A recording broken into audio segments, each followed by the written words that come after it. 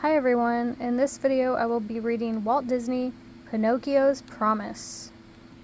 One day Geppetto the woodcarver finished making a cuckoo clock. He held it up proudly. "Pinocchio! Jiminy! Come see this beautiful clock I made. It is for Mrs. Romano." "It looks okay," said Pinocchio. "My poor boy, you are so bored while I work," said Geppetto. "But now I have some work for you. Take this clock to Mrs. Romano. Then come home as fast as you can. Promise?" "I promise," said Pinocchio. He took the clock and skipped away. Pinocchio did not see Gideon and Foulfellow, but they saw him and the clock.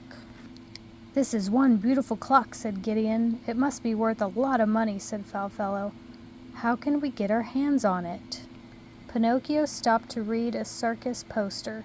"I wish I could see the circus," he said aloud. My," said Foulfellow softly. "Look what we have here." He picked up 2 old circus tickets from the street. "Let's see if Pinocchio will fall for a little trick." "Pinocchio, dear boy," said Foulfellow, "I have 2 tickets for the circus, but I cannot go. Would you like to go instead?" "Oh yes, thank you," said Pinocchio. "Pinocchio," called Jiminy, "what about your promise to Geppetto?" Pinocchio sighed. "Sorry, I cannot go," he said. "I have to take this clock to Mrs. Romano." "I will do that," said Foulfellow grandly. "Here are the tickets. Enjoy the circus." With that, Foulfellow grabbed the clock and Gideon pulled Pinocchio off to the circus. When Pinocchio got to the circus, he did not see Gideon leave him and hide. Pinocchio handed his ticket to the ticket man. "Why, this is an old ticket. You think you can fool me?" asked the angry ticket man. In shame, Pinocchio ran through the circus. He just wanted to get away from the ticket man. Pinocchio ran and ran. Very soon he was lost, and now Jiminy Cricket was nowhere to be found. Pinocchio stopped to catch his breath. Whoosh! Suddenly he was covered in water. 2 huge elephants wanted to play. Pinocchio ran away, dripping wet. Next he ran into 3 happy clowns. "Let's have some fun," shouted the clowns. They picked up Pinocchio. They threw him up high. "Help!" shouted Pinocchio. Just then a clown threw him way up. Pinocchio flew through the air. "Oof!" said Pinocchio. He had landed on the back of a beautiful white horse. "Stay and ride with me," said the girl on the horse's back. "No, thank you," said Pinocchio. "I must find Jiminy Cricket." He jumped off the horse and landed with a thump on the ground. Then along came the circus' strong man. "What have we got here?" he laughed. "Please put me down," cried Pinocchio. "Okay," said the strong man with a hearty laugh. Then he dropped Pinocchio in a pile of hay. Pinocchio wondered where to go now. He just had to find Jiminy. Suddenly a lion tamer came running out of a nearby tent. Pinocchio heard screams coming from inside. Pinocchio crept up to the tent. "What is going on in here?" he wondered. Pinocchio crawled all the way into the tent. Suddenly he heard the roar of a crowd around him. He was in the middle of a circus ring. The bright lights made Pinocchio blink. He did not see the lion, ready to spring. The lion jumped. He caught Pinocchio in his huge paw. He opened his mouth. Pinocchio saw the lion's big white teeth. The lion sniffed at Pinocchio. He thought. "It looks like a little boy, but it smells like wood. Why, it smells just like the old wooden ball I used to play with." The lion began to purr. He rolled over on his back. He held Pinocchio in the air. Then he turned over on his stomach and fell asleep.